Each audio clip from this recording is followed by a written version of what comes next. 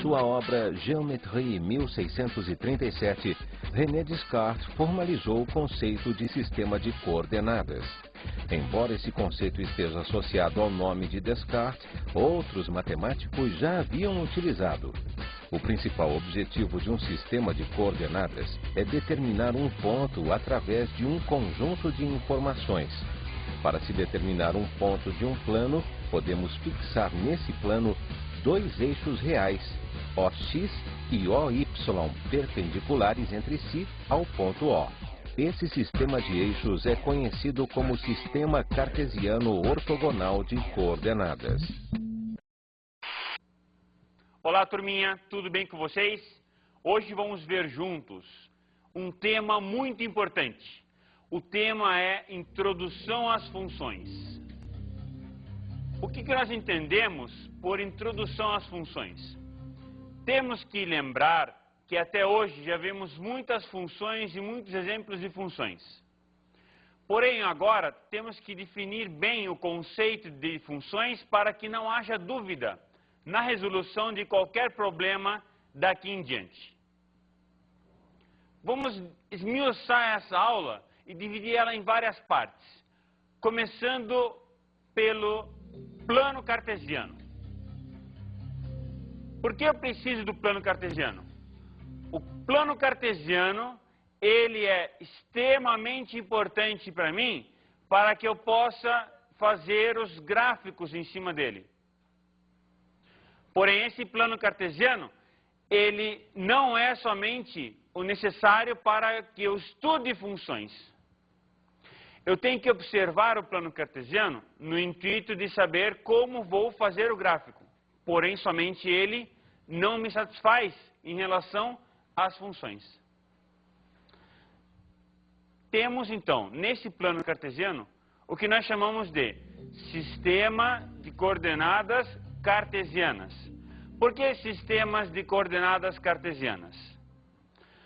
Quando eu falo de cartesiano, eu estou me referindo ao René Descartes, ou René Descartes, um francês que fez o mapeamento da cidade de Paris e trabalhou numa folha toda a cidade. Ou seja, ele fez um plano, fez um planejamento dessa cidade, dividindo as ruas, direita, esquerda, norte, sul, leste e oeste.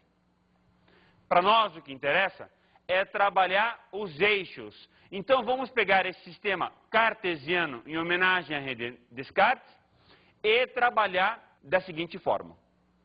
Vou adotar uma reta horizontal que vamos chamar de eixo OX e uma reta vertical que vamos chamar de eixo OY. Quando eu defino o eixo OX e o eixo OY, agora vou então para a definição dos quadrantes que ficaram desmembrados desse plano. Para nós, o que importa é sabermos como vamos trabalhar esses nomes de quadrantes para podermos localizar os pontos neles. Os europeus, quando trabalharam essa ideia matemática geral, pensaram o seguinte: escrevemos da esquerda para a direita, então nós estamos aumentando para a direita. Logo, vamos fazer com que a matemática inteira siga a forma de nós escrevermos.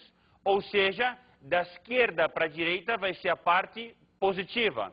Mais ainda, na esquerda é negativo e na direita é positivo no eixo horizontal, que chamamos de eixo OX. Já no eixo vertical, OY, digamos que para cima sobe, então automaticamente para cima é positivo.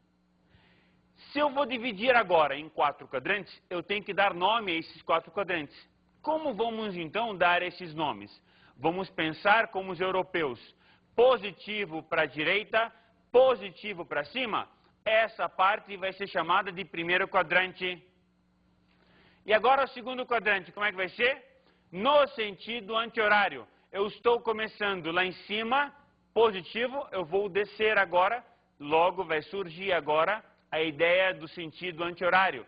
Na trigonometria vocês vão verificar isso, na física vão verificar isso. Quando trabalhamos o sentido horário e anti-horário, o sentido anti-horário vamos trabalhar como sendo positivo. Vem daqui. vem desses gráficos, vem do plano cartesiano. Então, tenho da parte de cima para o sentido anti-horário, vai ficar chamado de segundo quadrante. Já o terceiro quadrante é a parte negativa do eixo OX e a parte negativa do eixo OY, também seguindo a orientação do sentido anti-horário. E no quarto quadrante, turminha, como é que fica? Continuando, então, já dividimos em 4 quadrantes. A palavra quadrante vem de quadrado. A ideia é que temos quadrados infinitos e teremos o quarto quadrante com o OY negativo e o OX positivo. Agora, nesse próximo gráfico, nós vamos pegar um ponto P qualquer como exemplo para sabermos delimitar a situação dele, onde ele se localiza e de que forma ele vai estar localizado. Vamos supor que você mora na Rua Astela, número 81. Não basta dizer que você mora na Rua Astela, porque você precisa da indicação do número, da posição geométrica, geográfica, onde você se encontra. Da mesma forma, esse ponto P perdido, ele tem que estar localizado e tem que estar bem definido. Para eu poder dizer, ele mora na Rua Astela, número 81. Nesse caso, eu vou fazer a projeção ortogonal dele no eixo OX e vou chamar de P'.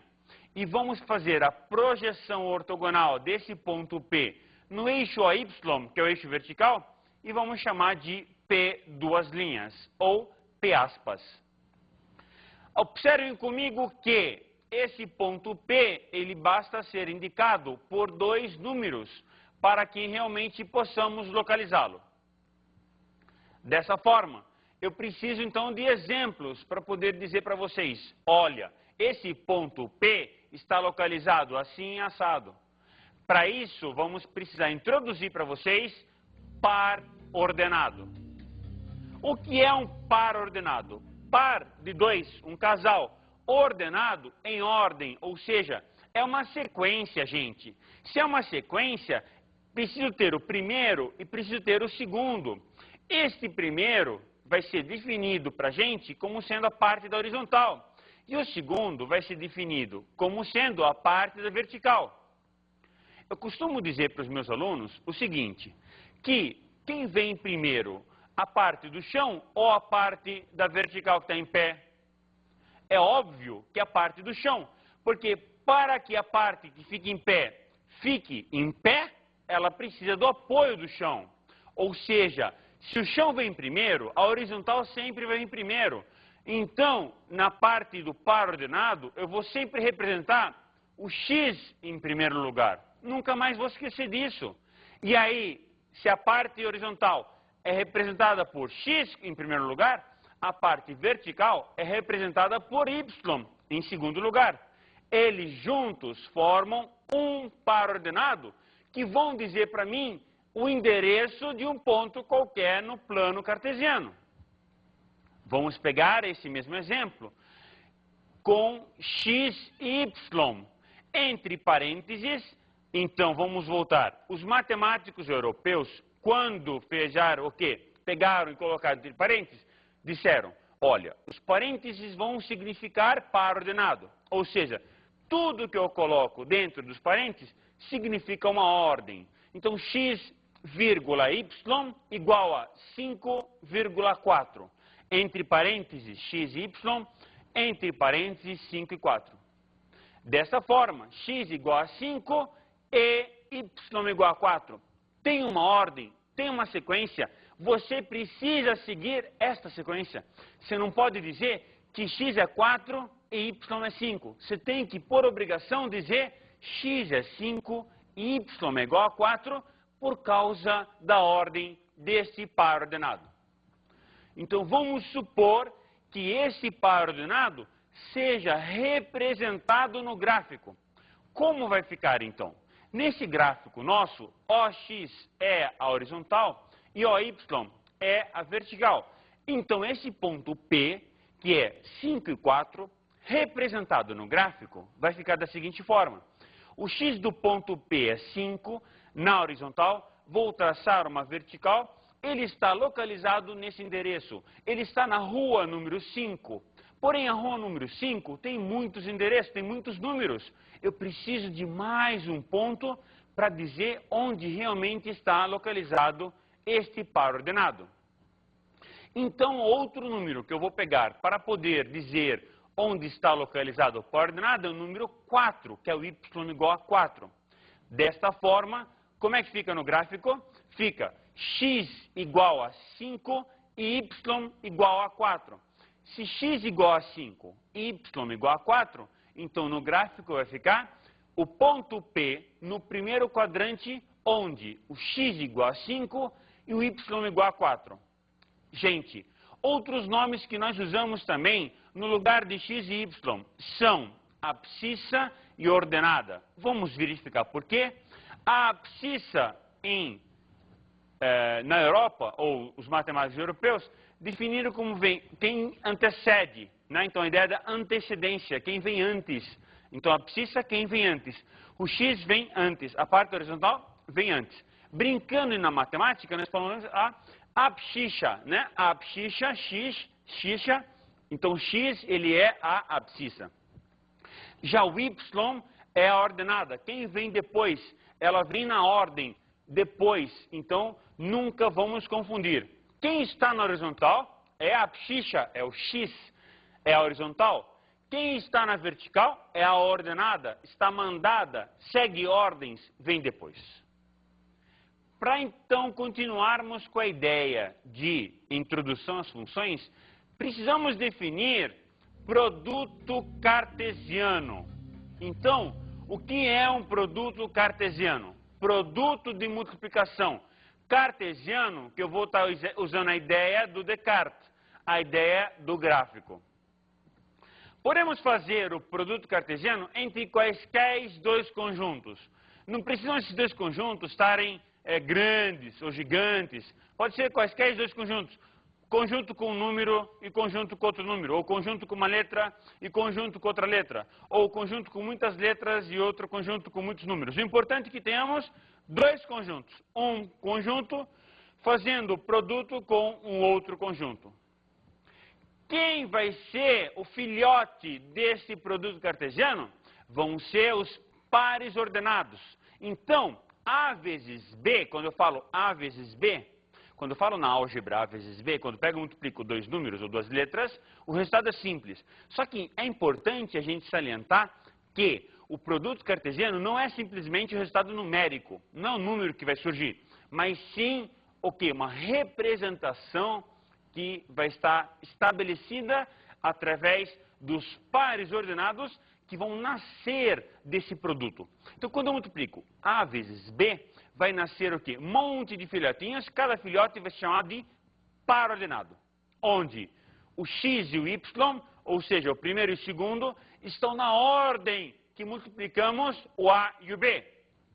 Como escrevemos da esquerda para a direita, se eu escrevi A vezes B, então o x está pertencendo a A e o y está pertencendo a B. E se eu tivesse escrito B vezes A, o x pertenceria a B e o y pertenceria a A.